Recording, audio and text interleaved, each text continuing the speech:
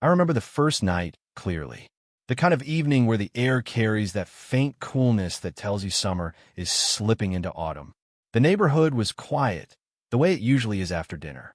Most houses had gone dim, but her kitchen window glowed softly, spilling a golden square of light across the side yard. I'd walked past her house countless times, but I had never really looked. That night I did. She was standing there, framed in the window, rinsing a glass in the sink. Even from across the fence, there was something graceful about the way she moved. Like every gesture was unhurried, deliberate, as though she didn't need to rush for anyone anymore. I didn't mean to linger, but she noticed me. Her head turned, and in that instant, I felt caught, though not in a bad way. Her eyes met mine through the glass, and she gave a small, almost surprised smile before opening the back door. "You're out late," she said, her voice carrying across the quiet yard. Warm, smooth, like it had layers of stories folded into it. I managed a nervous laugh. "Just taking a walk. Couldn't sleep." She leaned lightly against the doorframe, her arms crossed in that effortless way people do when they've lived enough years to be comfortable in their own skin. There was no rush in her presence. No need to fill the silence. "Walking is good for that," she said, then paused, as though considering whether to continue. Her gaze softened. "Would you like to come in for a moment?" I was just making tea. I blinked, caught off guard. Her invitation sounded casual, but there was a gentleness in the way she offered it, as if she wasn't quite used to asking. "Sure," I said before I could think better of it. Crossing the fence line into her yard felt like stepping into another world. The faint scent of rosemary drifted up from the pots lining her patio, mixing with the cool night air. The wooden steps creaked softly under my shoes as I followed her inside. Her home felt like time had slowed down there. The walls were lined with photographs, smiling faces, travel shots, memories frozen in frames. A record player sat in the corner, a stack of vinyls neatly arranged beside it. The light inside was soft, not harsh like my apartment's bright bulbs, but golden and forgiving, almost like it wrapped itself around you. She gestured toward the table. "Sit wherever you'd like." I lowered myself into the chair, feeling strangely aware of my posture, of the space between us. She moved gracefully around the kitchen, her presence filling the quiet like music that doesn't demand attention but changes the air all the same. For a moment, I thought about leaving, about how unusual this was, stepping into her life so suddenly. But when she glanced at me again, her smile just barely touching her lips, I felt something I hadn't expected, a sense of belonging. And that's how it began, with a light in the window, a voice in the dark, and an invitation I never saw coming. Stepping deeper into her home felt like entering a place where time had chosen to move differently. Not slower, not faster, just gentler. Everything around me seemed to hold a kind of patience I wasn't used to. The air carried a faint scent of lavender, mixed with something older, like polished wood that had absorbed years of quiet evenings. My shoes sank slightly into a woven rug by the door, and when I looked down, I noticed it was worn in the center, as if it had carried more footsteps than laughter in recent years. On the walls, frames lined the hallway, moments caught in still photographs. A younger version of her, smiling with people I didn't recognize. A beach scene with sunlight catching her hair. A faded picture of a birthday party, children laughing around a cake. They weren't displayed boastfully, just there, like reminders of a life lived fully, even if some chapters had already closed. She caught me glancing at them and offered a small smile. "Old friends, old days," she said softly, her voice carrying that mixture of fondness and distance that comes when you've retold a memory to yourself so many times it no longer hurts. I nodded, not pressing for more. Somehow, it felt important to let her words rest as they were. The living room opened before me, and the first thing I noticed was the record player in the corner. A neat stack of vinyls leaned against the stand, their covers worn at the edges but still colorful. The turntable itself gleamed faintly in the lamplight, cared for with a kind of devotion. Beside it, an armchair sat angled toward the window, a knitted blanket folded neatly across the back. It looked like the kind of spot someone returned to night after night, not because they had to, but because it felt safe. Do you listen to records often? I asked, curious. Almost every evening, she said, setting a kettle on the stove. The flame flared softly beneath it. It keeps me company, a voice in the room, even when there isn't one. Her words lingered. I found myself imagining her here, alone, the quiet filled only by music and her thoughts. There was a beauty in it, but also a weight. As she moved about the kitchen, I noticed the little details. The way her hair fell loosely over her shoulder when she reached for the cups, the quiet precision of her hands, the rhythm of someone who had long since mastered the art of doing things for herself. The kettle began to whisper, steam curling into the air. She poured the water, and the scent of chamomile drifted between us, soft and calming. When she slid a cup toward me, our fingers brushed for the briefest second, just enough for me to feel the warmth of her skin, just enough to leave me oddly aware of my own hand afterward. Her home was beautiful, not because of its decor, but because it reflected her, quietly elegant, layered with memory, touched by solitude, but not defined by it. And as I sat there, tea warming my palms, I realized I wasn't just visiting a house.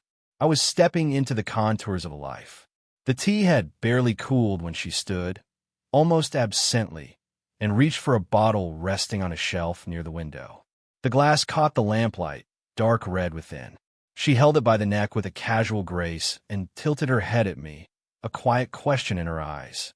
"Tea is nice," she said with a small smile, "but wine tells better stories." I laughed softly, feeling the tension in my shoulders ease. "I won't argue with that." She poured with a steady hand, the liquid swirling into 2 glasses. When she slid one across the table to me, her fingers lingered just a second longer than necessary against the stem, as though hesitant to break the moment. The first sip was smooth, carrying a warmth that spread slowly through my chest. And then came the stories, hers, mine, weaving together in the low hum of conversation. She spoke of gatherings she used to host years ago, where the house was full of voices and laughter. Friends crowded around this very table, records spinning in the corner, the air carrying the scent of cooked meals and fresh flowers. As she described it, I could almost hear the echoes, almost see the shadows of people leaning against the walls, glasses in hand. Her expression softened when she said, "It's been a long time since then. Life changes. People drift." There was no bitterness in her voice, only a quiet acceptance. I found myself admitting things I hadn't expected to share. How I sometimes felt misplaced among people my own age, like I was in the room, but not quite part of it. I told her about the jobs I'd drifted through, the friendships that had faded before they ever rooted. She listened, really listened, her eyes steady, her silence gentle but full.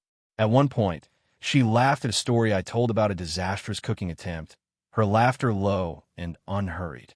It filled the room like music, rich, unforced, beautiful in its rarity. I caught myself staring, not because of how she looked, but because of how the sound made me feel seen, welcome, lighter than I had in months. Our knees nearly brushed beneath the table. I wasn't sure if she noticed, but I did. Every shift of my leg felt magnified, every inch of closeness charged with a quiet electricity. It was then she leaned back slightly, her eyes dropping to her glass. Her thumb traced the rim slowly before she spoke, almost under her breath. "I haven't had company like this in years." The words carried more weight than she likely intended, sinking deep into the air between us. Gratitude, loneliness, vulnerability, all wrapped inside a simple truth. I didn't know what to say at first, but I knew what I felt. That same pull that had kept me from walking past her house that night. The same warmth that now spread beyond the wine. So I met her eyes, steady and unflinching, and simply said, "I'm glad I'm here." And for a moment, silence became its own language, something we both understood without needing to explain. The night had stretched on quietly, the kind of evening where time seemed content to linger. The wine bottle had emptied little by little, our glasses resting loosely in our hands. The story slowed, then softened into pauses, those unspoken silences that feel less like gaps and more like bridges. The room had grown dimmer, as the candles on the table burned lower, their flames swaying gently, painting her face in strokes of warm gold. Every flicker highlighted the curve of her cheek, the faint line of a smile she hadn't realized she was still wearing. She leaned forward slightly as she spoke about a book she had been reading, her voice dipping into a quieter tone. Her hands moved as she described it, her fingers graceful, almost lyrical. I found myself less focused on her words and more on the way she spoke them, the care in her voice, the calm weight of her presence. Then it happened, so small, so ordinary, and yet it felt like the room itself shifted. She reached for the wine bottle to refill her glass, and in passing it back, her fingertips brushed against mine. Just a whisper of touch, nothing more. But the warmth of it lingered like a spark, and suddenly the air between us felt charged, fragile in the best way. Her eyes flicked up to mine, just briefly, as if to acknowledge it. But neither of us moved away. We let the moment hover, unclaimed yet undeniable. I felt my heart press a little harder against my chest.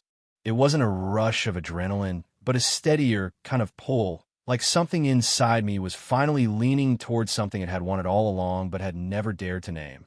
We sat in that charged silence, her gaze drifting back to the candlelight, mine tracing the line of her jaw, the gentle slope of her shoulders. When she tucked a loose strand of hair behind her ear, my eyes followed, caught in the simple elegance of the gesture. "It's funny," she said softly, almost as if speaking to herself, "how easy it can be just sitting with someone, not having to try." Her voice caught on the edge of vulnerability, and I wanted to answer, but the words seemed too small for what I felt. So instead, I let my hand rest lightly on the table close to hers, not touching, not pressing, just there like a quiet offering. She glanced at it, then back at me. The corner of her lips curved. Not a smile, not quite, but something gentler. Approval. Acceptance. The record in the corner crackled softly, a song winding down to silence. Neither of us moved to change it. The stillness was its own kind of music, and we let it play. That was the night's first shift. Not a confession, not an embrace, just the delicate tilt of the world between us. A moment where we both knew, without speaking, that something unspoken had begun. The night had thinned into a hush, the kind of quiet where every sound seemed sharper. The tick of the clock on the wall, the soft hum of the refrigerator, the faint crackle of the candle burning low. Neither of us wanted to say good night, though the hour made it the logical choice. Instead, she stood slowly and moved toward the window, her glass in hand, her silhouette outlined by the glow of the streetlights outside. I followed without thinking, drawn more to her presence than to the view. We stood side by side, the cool glass of the window pane reflecting our shapes, two figures close enough that their edges blurred. She rested her free hand on the frame, her shoulders lifting with a quiet breath. "You know," she said after a pause, her voice lower now, tinged with something unguarded, "sometimes this house feels too big, too quiet." Her eyes stayed fixed on the world beyond the glass, but her words were meant for me. Evenings like this remind me what it's like to feel someone else here. The weight of her honesty pressed gently into the room, not heavy, but undeniable. I felt it settle into me, and before I could second-guess myself, I spoke too. "I think I get it. I've been in crowded places and still felt alone. But here, with you, it doesn't feel like that. It feels right." She turned to me then, not sharply, but with the kind of attention that made me feel as if I had said something important. Her eyes held mine, searching, questioning, but also softening. The space between us seemed to shrink without either of us moving. I could feel the faint warmth of her shoulder brushing against my arm, a small point of contact that felt bigger than it was. My pulse quickened, but I didn't pull away. Neither did she. Her gaze drifted down for a moment, as if weighing the silence. Then she whispered, "You're kind. You don't even realize it, but you are." I smiled, though my throat tightened a little. I like being here, with you. I don't want to be anywhere else right now." Something in her expression shifted, a mixture of surprise and something deeper, something she wasn't quite ready to name. She set her glass down on the windowsill and folded her arms gently, as though wrapping herself against a feeling she wasn't used to letting show. I wanted to reach for her hand, but instead I let the closeness linger. The faint brush of her perfume, something floral, light, familiar, curled around me, making the quiet even more intimate. We stood there, side by side, watching the empty street together as though it held answers. Neither of us spoke again for a while, but the silence wasn't empty. It was full of what had been said, of what lingered unsaid, and of the unshakable truth that something had shifted between us permanently. The silence by the window stretched until it became its own kind of conversation. Neither of us moved, but the air was alive with all the things we weren't saying.